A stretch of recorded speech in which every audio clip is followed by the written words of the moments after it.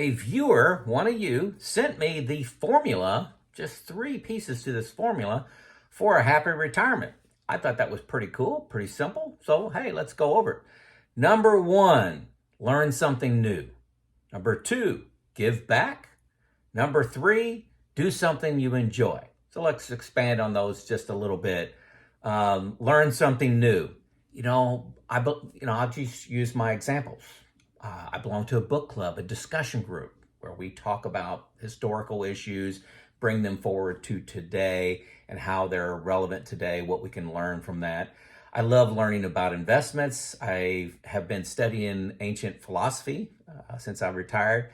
Also, religions of the world, why they believe what they believe, and nutrition. Those are probably some of the main things that I'm looking at.